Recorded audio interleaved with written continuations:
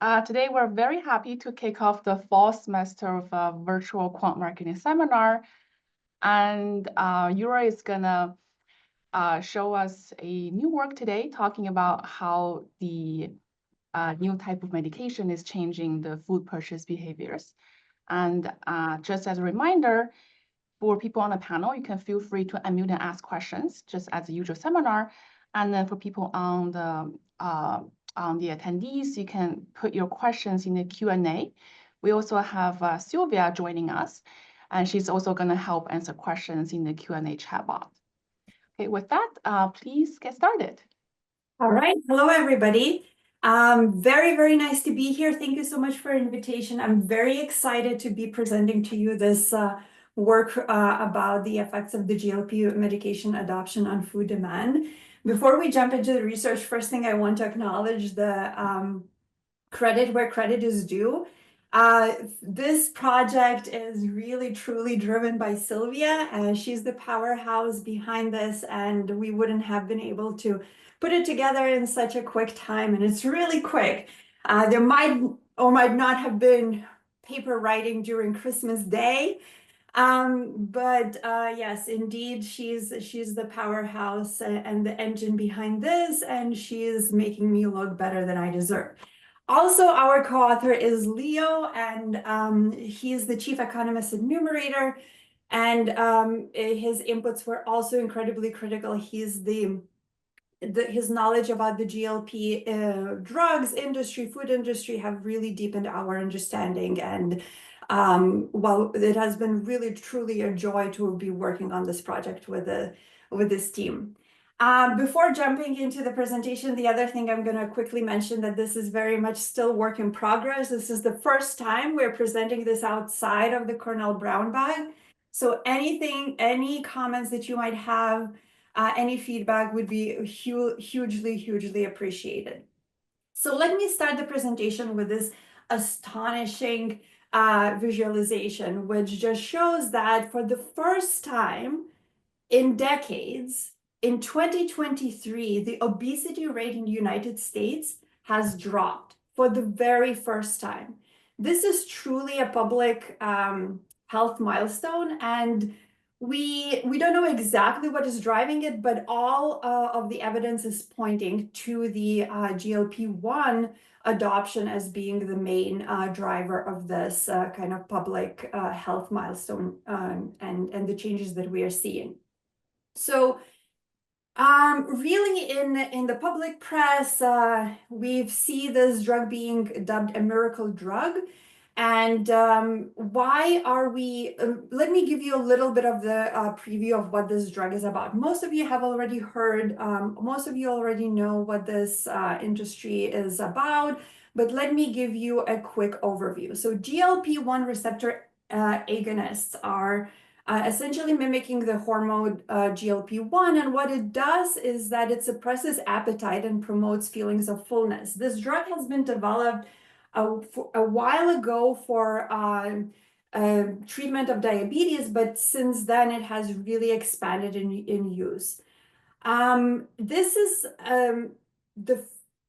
This drug leads to unprecedented effectiveness in terms of the weight loss, and the clinical studies document something about 15 to 20% of the body weight loss with mostly manageable side effects. And along that is really, there are multiple other benefits that we are starting to see, such as reduction in heart attacks and strokes, and some other things. There's also, it's reshaping our understanding of obesity as a chronic illness with a lot of intertwining factors that are interrelated with roots in biology rather than a failure of willpower. This is the latest paper that just came out last week in Nature Medicine that is really documenting the positive effects of this drug that, across different types of conditions. So this paper looked at about 200,000 GLP-1 users and tried to evaluate 175 health outcomes. and found that it reduced risks for 51 conditions. And this is not necessarily the cardiovascular conditions for which we already knew for a couple of years, very solid evidence. But these benefits extend to other conditions such as neurocognitive, renal, respiratory systems, mental health, addiction disorders, and so on. Of course, this doesn't come with without the side effects, and the side effects and the conditions for which the health outcomes have worsened are also there. There are about 11 of such documented conditions, mostly around the gastrointestinal system, mostly related to the gastrointestinal system. So this visualization here is really crowded, but one thing that I want you to get from it is that how much everything that is in blue is essentially an improvement in health outcomes. Everything that is in red is a decrease in health outcomes, and just kind of in net, you can see how blue dominates this graph. So overall, we are learning more and more about these drugs, and truly, I think because of that, it's fairly reasonable to predict that the adoption of these drugs is likely to expand. Anna. Hi, sorry to interrupt. I had a question on the previous slide. I was just curious if you know, based on this medical study, is the belief that like obesity has negative effects on all the things in blue, and that reducing obesity therefore leads to improvements? Or is it thought that like if you gave the drug to somebody that wasn't obese, you would still see improvements on some of these health outcomes? So I think the true answer is I don't really know, but my understanding of this literature is that it's both. So there are things that are downstream effects of you losing weight, where your body starts managing some things that it didn't manage well before. But there are also other components that kind of have more direct effects, such as the addiction outcomes. I would say it's a similar mechanisms of how these drugs are suppressing appetite. They might be also suppressing other things that are reducing urges to like alcoholism, drugs, and so on.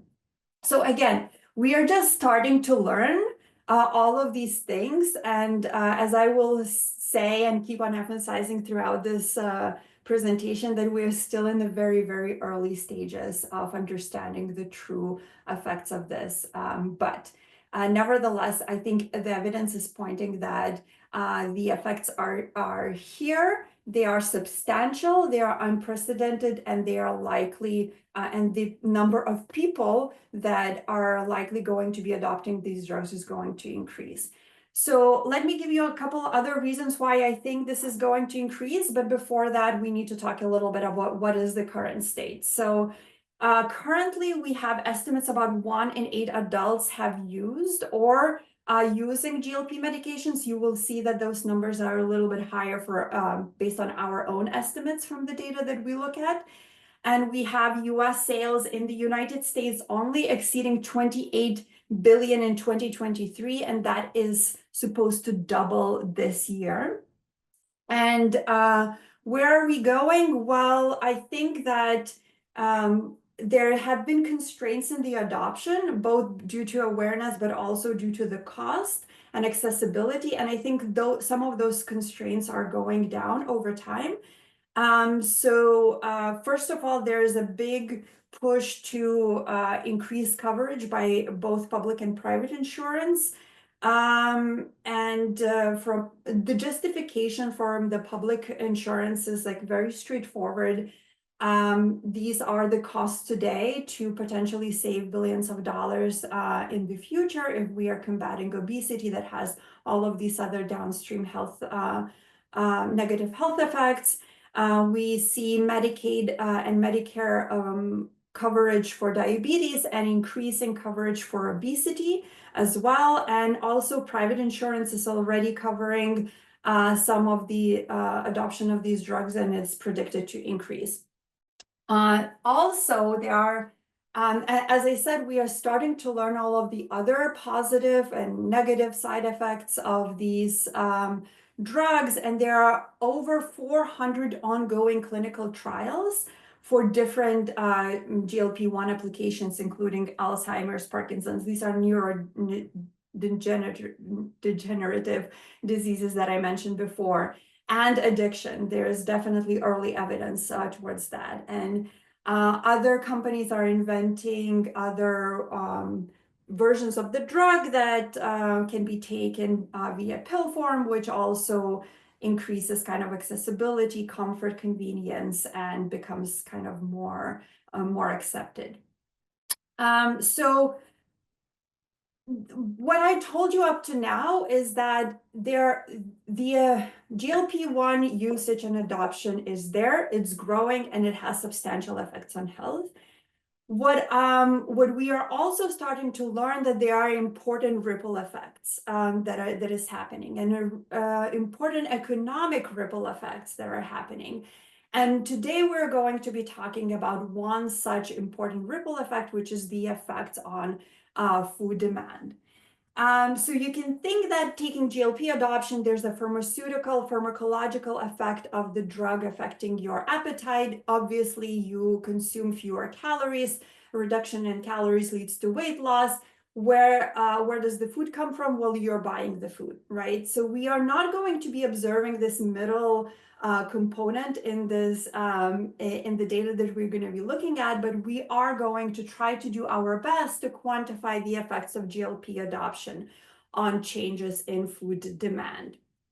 And again, this is something that has already been noticed quite a bit by food industry, by many other I mean, the CPG industry, the pharmaceutical industry has definitely seen, has been talking about the potential effect of this. Christina. Yes, just a clarifying question. When you talk about GLP-1s, what is going to be in sample? Are you going to be thinking about adoption of like Ozempic and Wegovy, or also some of these compounds that are sort of more, I guess, over-the-counter-ish that have popped up in recent years, in recent months? Because I believe that the first one is FDA approved for, managing diabetes and weight loss, and the second one is sort of the impacts maybe are more tenuous. And so, yeah, I'm wondering how you're dealing with that. Yeah, so we're going to be looking at all of these things, and we're going to try to do our best to separate the reason for adoption. And we are able to do that for most of the people that we're observing in our sample, whether they're taking for diabetes or for weight loss. Just to note, everybody still needs a prescription for these drugs. However, there has been an increased off-label usage of these drugs where it's relatively easy to get a prescription and get it through like out of pocket, not necessarily through insurance. And that's also some part of it that what we observe in our sample, but we don't look at them separately. But I think there are the main differences, at least throughout our early adoption sample, are between the people who are taking it for diabetes versus who are not taking it for diabetes, and we do separate that. So here, let's take a look at the research questions we're trying to address. The first one is the incidence and adoption. Who is adopting GLP medications? What is the best guess of how prevalent is the adoption right now? Then the second question we're going to look at is how do purchasing patterns change after people are observed to adopt these drugs? And we're going to be looking at grocery purchases as well as food away from home. And then the third question is going to be related to the persistence. And for the main analysis, we're going to be looking at the 6 months post-adoption, and then for the follow-up analysis to look into persistence, we're going to be looking at something that has happened 6 months to 12 months. And we are still yet in the process of trying to figure out what happens when people go off the drugs completely. We are able to answer this question because of the unique proprietary data that we have access to that allows us to link the transaction data. And the transaction data is likely available to many researchers. But what is not available to many researchers is the proprietary survey data that Numerator ran to get insights of the people and asking their panelists, who are representative kind of US panel of their GLP-1 use. Okay.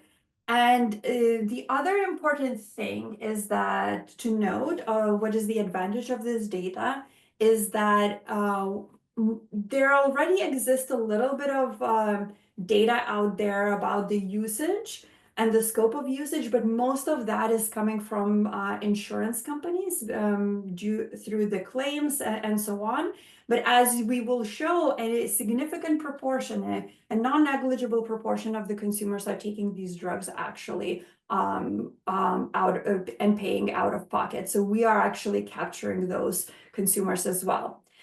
And again, caveats here, we are at the very early stages of the adoption of these drugs. And I think that we will be able to say a little bit about what we might expect as the adoption is increasing and how it might be reshaping food industry.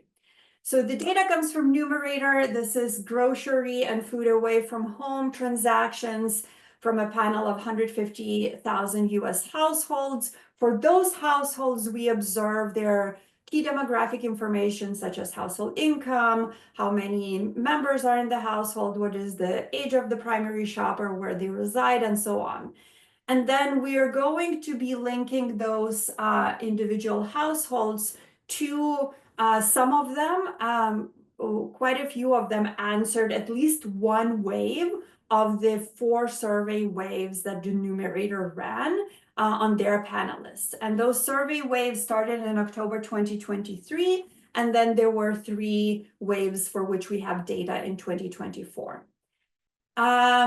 And there's a little bit of additional follow-up survey data about the user experiences for a random subset of users that we get to dig a little bit deeper of what they are reporting. So really quickly, let me go through this incidence and adoption pattern. So this is raw data. This is all of the people who have taken the survey, and we have quite a few of them. We are talking about 90,000 of people taking each of these waves, but we treat each survey wave as an independent sample. And this is different than the analysis that we're going to be doing later for the food demand analysis. And we are able to estimate what we call a population incidence. So it's at the time of the survey, what is the estimated proportion of the US population that is taking these drugs? We do a little bit, we do a few weak assumptions on that, but overall we find that about 8.3% of total population in July 2024 were taking these drugs at that time. And I think the adult incidence is about 9.2%. So this is population incidence, and adult incidence is going to be by construction a little bit higher. When we look at the income and age distribution, we see, so now we're going to be separating these people, they report whether they are taking for diabetes control or for weight loss. You could be taking the drug for diabetes control and for the weight loss, but if that is your stated primary purpose, we classify you as you are taking the drug for diabetes. Essentially making sure that everybody who's in the weight loss bucket do not have diabetes. And what we see is that people who are taking it for diabetes tend to be from a lower income households and a little bit older compared to people who are taking for weight loss. And this is also consistent with kind of their out-of-pocket expenditures that I will show you in a few slides. This was a particularly interesting thing to learn. Remember, I mentioned that for a subset of users, Numerator said, send a follow-up survey to ask them about the experience of taking the drug. And a significant sample reported it, and we have, the numbers are pretty astonishing. We're talking about a median weight loss of 40 pounds. If that sounds like incredibly a lot, it is a lot, but it's also consistent with the clinical studies that we're seeing. This is what I meant by saying this is unprecedented effectiveness for weight loss that we are observing, and a big public health milestone that we're observing right now. Lastly, yes, Christina? Sorry, just two questions.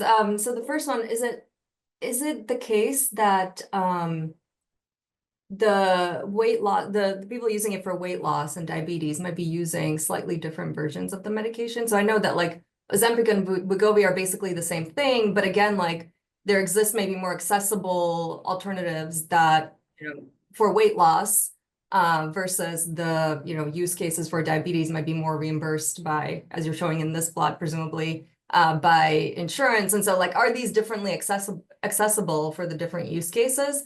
And also, is it the case that the dosage is different for weight loss and diabetes? My understanding was that for weight loss, to maintain weight loss, you need higher doses. And so as a result, you might be, it just would be like a different.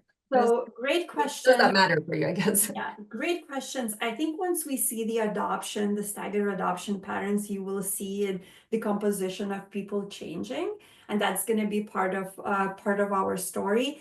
When we are looking at these effects, we do not differentiate by the type of the drug they're on. A lot of them, they're all what is called GLP-1 receptor agonists.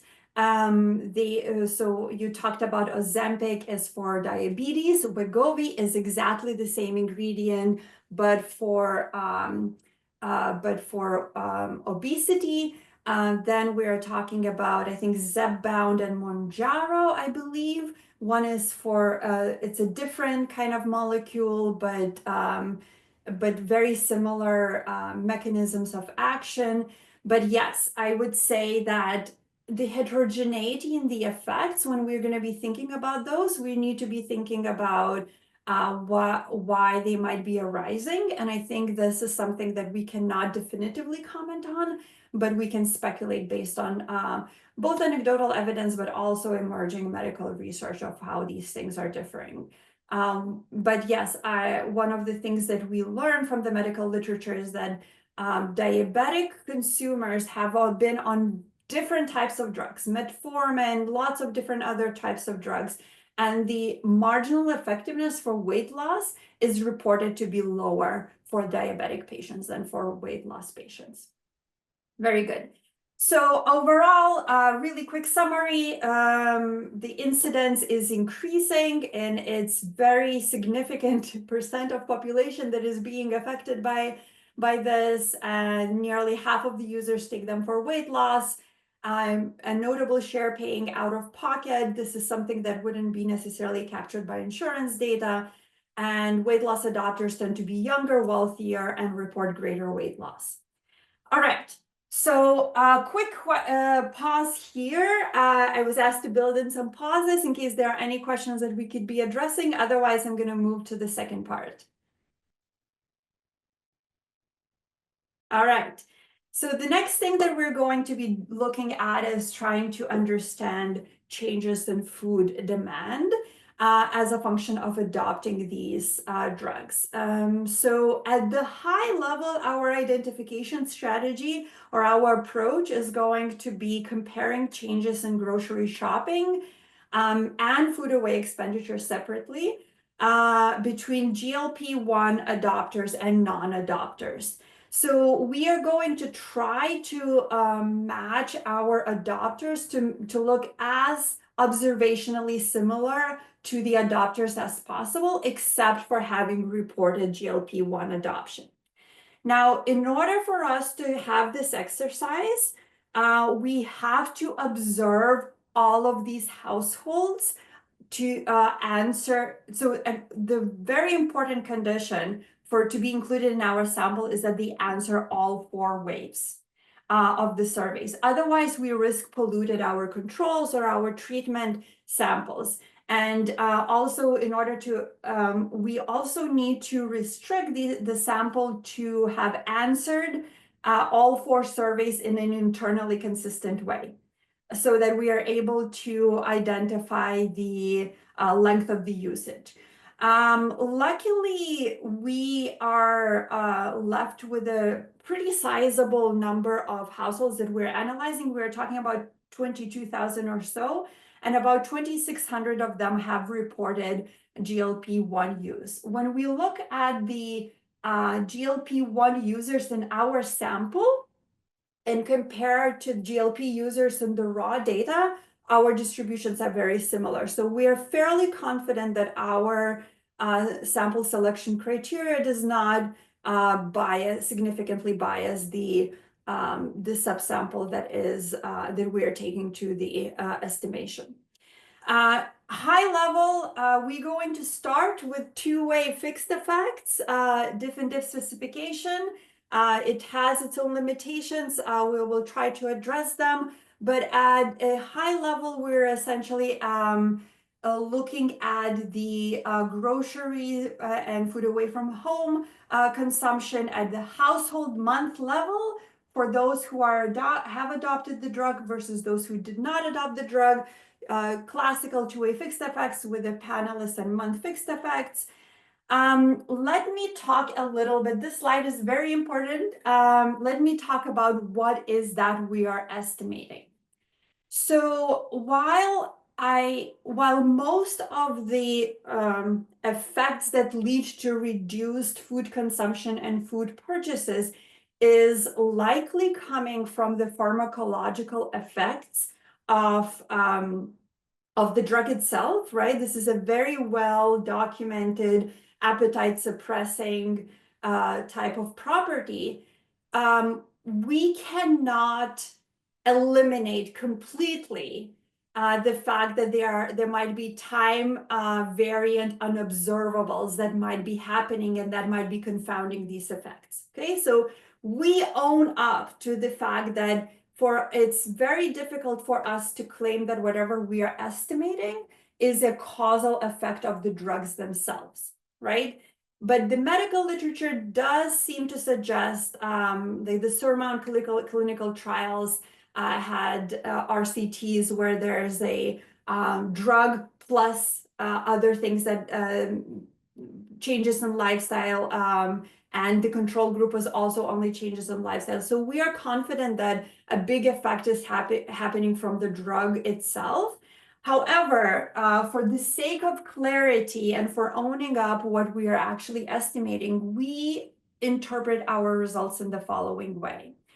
The changes in food demand that we document reflect a combination of both these pharmacological effect of GLP medications, as well as any other concurrent lifestyle changes that you might be implementing at the same time. We do not observe them, and it is very possible that you might be starting to be motivated to eat healthier, exercise more, and so on. The other thing that we need to recognize is that some of these concurrent lifestyle changes may themselves be downstream causal effects of the GLP-1s, right? We don't know how them, we don't observe them, but we need to recognize that the fact that somebody starts exercising, for example, could be causal due to GLP-1s because they couldn't exercise due to the weight that they have, and now suddenly they can exercise. Maybe they are motivated to eat healthier, but it wouldn't have been possible if not the weight loss that they have experienced through the GLP-1s. All this is to say that this overlap between the broader causal impact of GLP-1s and potential confounders really complicates interpretation. Nevertheless, what we are documenting is absolutely a effect of what happens after you adopt, and what we argue is that documenting that is incredibly important. Okay, 3 questions. Endogeneity Taliban, yes. Go ahead, Andre, maybe? Yeah, quickly on this, about the data in the survey that you have. Do you have any other information about people who wanted to adopt but couldn't? There is difference in access by location. There is different prices, Medicaid versus not, like anything.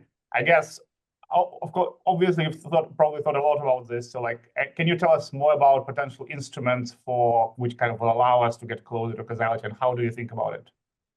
Yeah, so the point is that we're not trying to get to the causality here, like a super clear causality, and we want to say that what we are documenting is the effects that we observe after adoption. In terms of thinking about the variation in instrumental variables that we might be adopting, we have thought about that. We haven't implemented. There's a little bit of the variation in the availability of the drug, but our sample is not that large, and we don't well, at this point what we are presenting is not getting into what we would call like a causal effect, but hopefully with this slide I have convinced you that looking beyond the causal effect is extremely important at this stage. Jesse? Yeah, I'm setting aside causality. I think it'd be interesting because I'm sure that, like, as you look at differences across different users, so diabetics versus people who are obese, maybe the degree of concurrent lifestyle changes will be different among them, etc. It'd be interesting to report the share of diabetics that are currently using it and the share of obese people that are currently using it, just to get a sense of like what's a potential latent demand. Okay, great. Thanks. All right, so maybe I can describe this and then I'm going to jump into Christina's question. Yes, indeed. So our sample total is about half people who are using it for diabetes and half who do not have diabetes and report using for weight loss. You can see that over time, the people who are using for diabetes have exceeded people who are using weight loss, but that pattern has changed over time and the adoption has increased in the later half of our sample. Yes, we will be documenting all of these changes, both for overall, but also for different groups as well. We're going to be looking at the higher versus lower income. Christina? Yeah, actually, I think my question is related, like on the previous slide. If I was wondering if you have any information on whether it's like somebody has a recent diagnosis or if it's an existing diagnosis and they're just switching out the medication, because I would think that like somebody who's already diabetic already has made the lifestyle changes, and so really would just be the medication itself that would be making a difference. But I don't know to what extent you can actually. Yes, I mean, you could think about like effects on diabetics being bound, like as a lower bound of the drug effects itself. But that is not like, I went down the rabbit hole in the medical literature, and the fact is that diabetics just lose less weight, and it's hard to exactly understand why. But one of the reasons could be like their metabolic profile that is very different than the people who do not have diabetes. Yes, Anna. So two clarifying questions on that. You showed us a descriptive slide earlier of like reported weight loss. Do you know people's baseline weight to see if diabetics users are lower weight and so therefore kind of they have less body weight to lose? We do not have those. This is kind of we don't have the baseline use, but overall, yes, so we cannot definitively link to the medical studies, but overall in the medical studies that we see is very similar in terms of the absolute numbers, and this corresponds to about 15 to 20% of the body weight, and in general, it's a little closer to the higher end for people who do not have diabetes and lower end for the people who do have diabetes.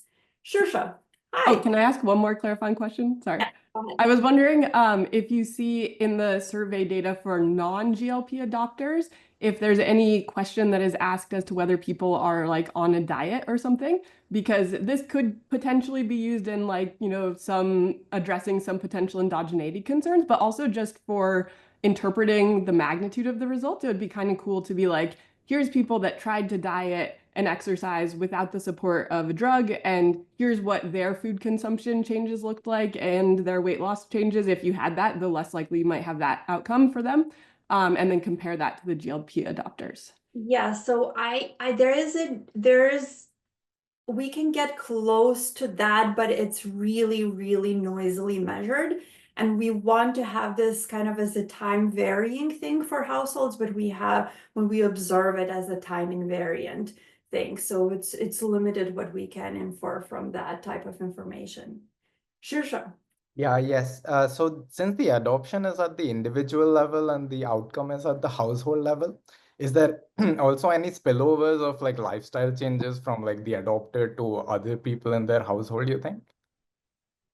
Amazing question. And this is something that Sylvia and I have been very recently trying to dig deeper into. So yes, very, very important. We haven't even gotten to the results, but let's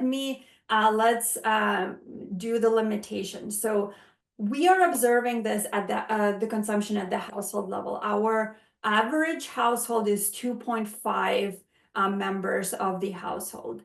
And the vast majority of people who are the shoppers are actually the adopters of the GLP-1s. And really interesting question, which we don't have data to answer, but I think this would be, if we had this data, this would be an amazing follow-up paper, is the extent to which the shopping habits spill over to the rest of the family. So imagine a mom is a frequent shopper, and imagine a mom is on GLP-1s. The mom no longer has, hunger while shopping or some other things, and it might be influencing the food choices for the entire family. So currently, we are not able to observe kind of and decompose those things, but think about the effect that we're estimating is combined with an actual own effect and the spillover effect on the family. And our co-author Leo is here as well. Leo, go ahead. I'll give you a partial answer on something that we did. We can look at households where there's just one person. We can look at households that have 2 people, 3 people, 4 people, 7 people, right? And we can see the differences of effects. And so that's still in the pipeline. I did it in a very messy way. We didn't do it with the same rigor as an academic paper yet, but we definitely see bigger impacts the smaller the household. The other thing that I'd point out is we can do this at different times of the year and look at, does a household GLP-1 purchases, right? So if the household is on GLP-1, does that really affect what they buy for Thanksgiving and Christmas and Halloween candy or alcohol? And one of the things that we see is the more social the items tend to be, right? The less there is an impact on those purchases, because then you're not just buying it for yourself, you're also buying it for other members of your household or for entertaining purposes. So that's some of the ways that we were able to kind of guess at some of these spillover types of effects. Awesome. Thank you. Jingling. Hey, don't have to slow you down too much because we've been on here for a while. Just a very first result yet. Just a very quick thought in case you may be able to add future questions on the survey. I think what would be really cool to have as like this endogeneity concern is to ask people, did you try to get on it but don't have access for whatever reason? Because that's going to be like a clean control group that people express interest, right? So this is the effect of taking on the drug, but which is, I think suffers from very similar challenges in any other things like joining loyalship programs, taking on some things. It's the people's desire to do something. And given that this is a unique chance of you don't have a lot of people who have desire but don't have access. And even if you can ask in a later survey, you can kind of go back to these panelists and use them as like a cleaner control group. Yeah, that could be one unobserved kind of systematic difference between households that who adopt and do not adopt. And there's a little bit of information that we have about consideration, but not adoption, but we haven't looked into that. I think that let me get into the results and let me give you some other things that we thought about to kind of think about the robustness of our results. So the first thing that we're going to do is that we are going to match our households on observables. And I'm quickly going to skip this. So this is the graph that I wanted to show. So this is two-way fixed effect estimation for the effect of being on the drug, not the effect, but what happens on to your food purchases, to the household's food purchases compared to the non-adopter households 6 months post-adoption. So here we are on the left-hand side, we have overall spending. And here we have about 5.5% decline over 6-month period. And on the right-hand side, we have number of items being bought. And here it's also very similar, about 5.2% decline. So this is, we are both looking at the spending and the quantity bought gives us confidence that this is kind of across the board reductions that is happening, and it's not necessarily you switching to cheaper items or something like that. The other thing that we do have a little bit of a measurement issue for the, we don't know exactly when you will be, exactly when you adopted. We kind of have a 3-month period, but by month 3, we are confident that you are definitely have adopted, and the other months could be due to measurement error or you kind of ramping up and changes gradually, right? So that's how to interpret these results. Of course, we are as a field at the juncture where the different diff methodologies are emerging faster than our ability to figure out which one should be used at which particular application. So we did most of them, and I would say this is just hopefully convincing that our results are robust. So one of the big things where two-way fixed effect might be causing a bias is due to the staggered adoption and how the implicit weights can become negative in the later periods, or the heterogeneity of the effect changing over time. And what we come out of this exercise is that two-way fixed effects are results are very, very similar to other implementations that are treating these concerns in a very robust way. So here are the results that you already saw. This is the 5.5% result. The thing that I will note is that directionally weight loss result is larger than diabetes, but they are not statistically significantly different. What it is statistically significantly different is the higher versus lower income changes. And what we see is that the higher income, we have about 8.6% decline in expenditure. So of course, they start with a larger baseline of grocery spending. So the cumulative effect, the absolute effect is much greater. So we're talking about on average annualized decrease of $416 based on the data that we have, and this number is much greater for higher income households. This is just to give you a quick overview that we run a whole bunch of different robustness tests. Two-way fixed effect is the baseline, but you can see that with alternative controls matching on the different parts of the timing, the results are very similar. Callaway-Santana is very similar. We also look at adopters only that use only variation in the staggered entry, and the effects are robust there too. Jessie. Just a similar question to Anna's, but on the spending. This is 416 a decrease annually? Like what percentage of overall spending do we think is reflected here?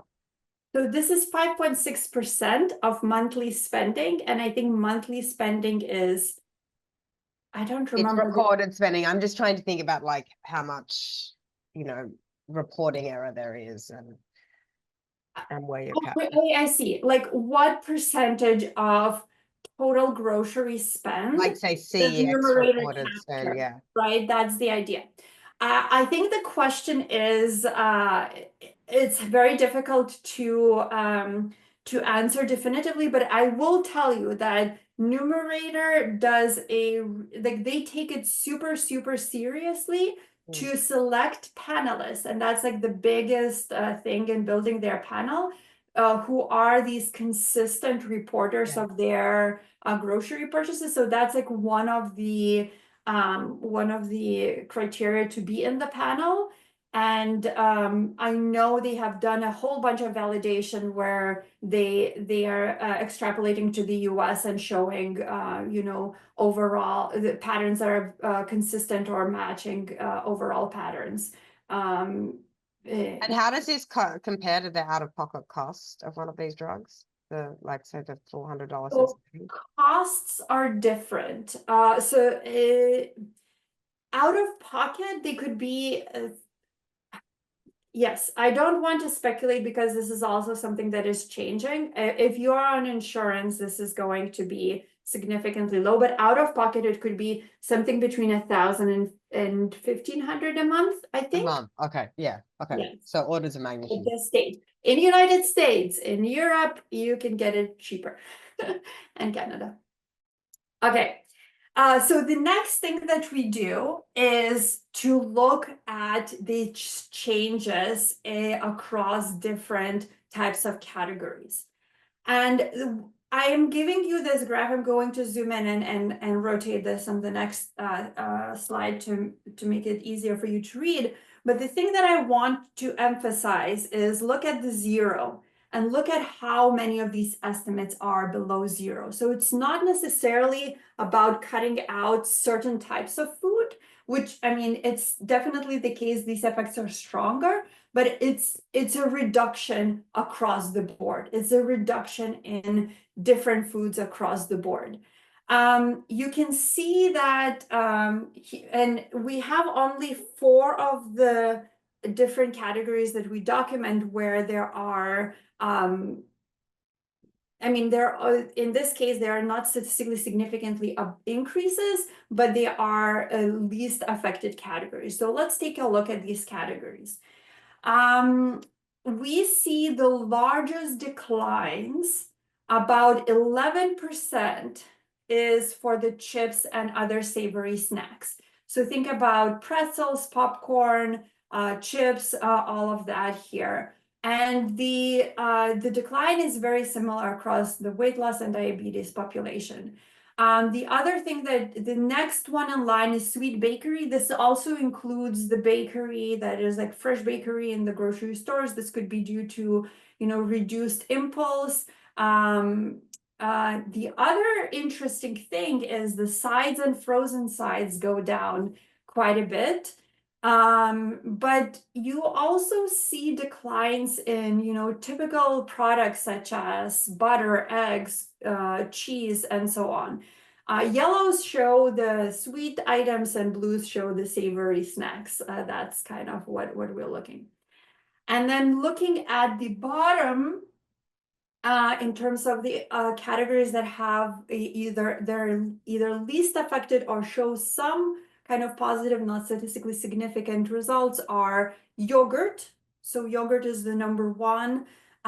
Fresh produce, we see, especially in the weight loss, more directional increases in the weight loss category. Meat snacks, this is likely something that is portable, high protein, maybe meat sticks, and nutrition bars as well. But overall, the vast majority of the categories show decline. So I think this is a big kind of takeaway from this. So the patterns that we do see is that it is ultra processed food that is being most affected.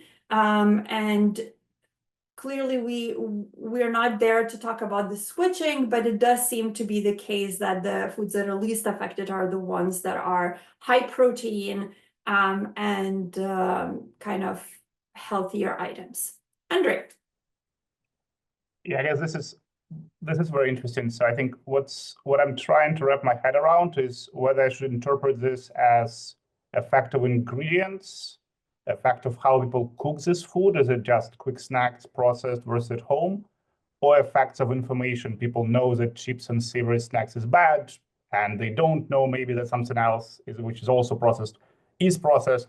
So I wonder, I know you said the data is very noisy, but if you can compare people of different education level, people of different specializations who are maybe closer to being doctors, nutritionists versus further away. Matt Jansko with Bart Bronnenberg and JP Dubai and Jess Shapiro did in the paper on brand, something similar to that. I think it'll be very interesting to see if you can tease out the different stories, at least descriptively. Yes, so I think I will own up that we haven't done that, but I will tell you this, that pharmacologically, what this drug is doing is cutting out the craving and the food noise. So what we are hearing is this kind of term that is called food noise. It's like, you know, I'm a little bit hungry, I'm a little bit of this, and this disproportionately comes with a snack food consumption. So I think there is a medical mechanism to suggest why people are cutting out chips and other savory snacks. Anecdotally, we hear people saying, like, I just start craving more natural foods, like my receptors and like how, I mean, to the extent that the cravings exist on GLP-1s, people do report that they kind of are drawn to more fresher items. But again, it's very difficult to say to what extent this is a drug effect itself versus something that is kind of empowering you. It's like, okay, I'm losing weight, I'm going to be consuming less of this. But I think in the end, this is a combination of the both with a pharmacological effect of the drug driving these effects. But yes, I think this is also a perfect segue in terms of thinking about how people change their consumption of food away from home. And here we're going to be looking at spending data that includes spending at quick service restaurants, coffee shops, fast food shops, and other limited service establishments. So this does not include fine dining restaurants.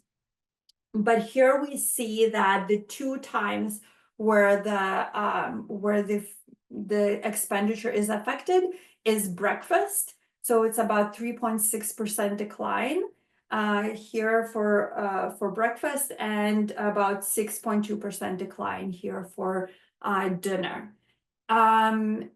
And if we were to kind of step back and summarize what is that we are observing among our sample, we see that the grocery spending is being reduced about 5.5% within 6 months after the adoption.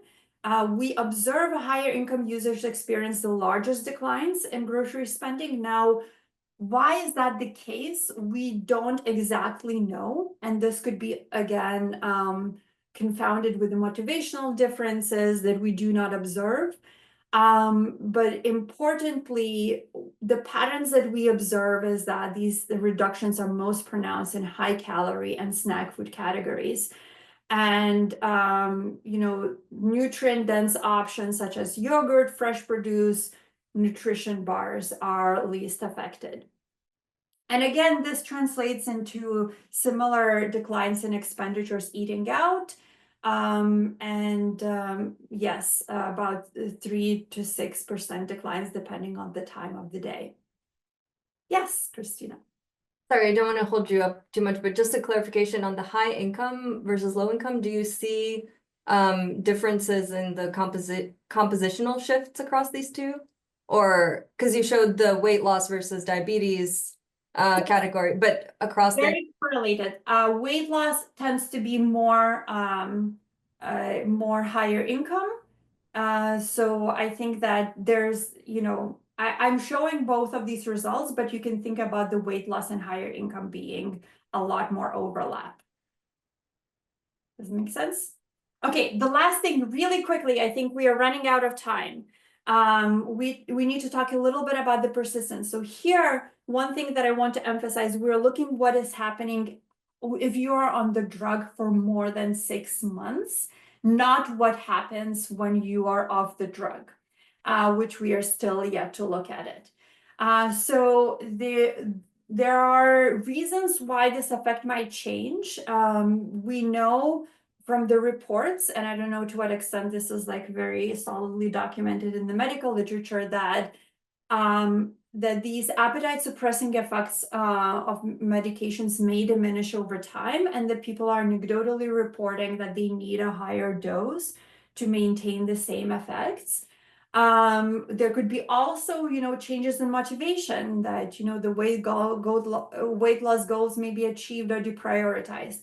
The other thing is that note that as we go further down from the treatment effect, the composition of the sample is going to change, and that might introduce selection effects, because there might be different motivations, there might be different side effects, and so on. Nevertheless, with those caveats in mind, we're going to quickly look at what is happening. So here we're just going to compare whether these effects are persistent past 6 months. And what we are finding is that overall, the decline is there, but there's a little bit of the reversion back, especially for the weight loss subpopulation here, and for the higher income subpopulation there. When it comes to the food away from home spending, this is essentially flat, and it continues to be in decline overall post 6 months. So again, the key insights is that there are reductions in grocery and food away spending that persist past 6 months. But there is some evidence for some subgroup of the individuals for which there is a little bit of the reversion back. And this could be happening because of the dose, because motivation changes. Again, all of the things are unobserved. I have like 2 minutes really quickly, quick managerial implications. The first thing I would note is that, yes, the food industry does know that this is likely to affect them, and they are already going through various ways of reformulating their products, making them more appealing. Here's one example. This is starting this January, this month. Healthy Choice started adding this GLP-1 friendly label on the products. I mean, it's no coincidence that the frozen meals and sides were one of the largest declines that we have documented. So I do think that we do think that there are significant implications, but also opportunities for food industry. And we're going to scratch the surface here, and I don't have much time to go into this. Want to respect the 1 hour allotted time, but there are challenges for the existing junk food or ultra processed food companies, but also there are opportunities to reformulate the products to be smaller portion sizes, grab and go, high protein, especially something that resonates a lot with this population. You could also think about repurposing some of the space from fresh bakery in the retailers towards these grab and go items, and so on. With that, we are absolutely aware of all of the limitations that the study that come with the study, and we are very transparent of what we can say and what we cannot say. I hope that I have caveated the statements sufficiently during this talk. But one emphasis that I want to say is that what are the long-term effects of this? This is something that not even medical literature knows. The medical literature has been looking at this for longer, and even they are like very careful about stating what the implications of long-term effects are due to limited long-term outcomes, right? Nevertheless, I think I have showed you some of the statistics that suggest that this does seem to be like a real thing. It's likely here to stay, and it's likely to have ripple effects on the economic outcomes, including food demand. Yes, I'm looking forward to be engaging with you with you in the discussions after this presentation. And look, I'm only 1 minute over time. Thank No, you. you are perfect. Thanks so much for the super interesting talk. There are a lot of engagement from the audience, which Sylvia is very good at addressing on the chat, and Leo too. So at this point, I'm gonna close out the formal part of the presentation, and then we're gonna stick around for another 10 minutes or so, so people have time to have more informal discussions.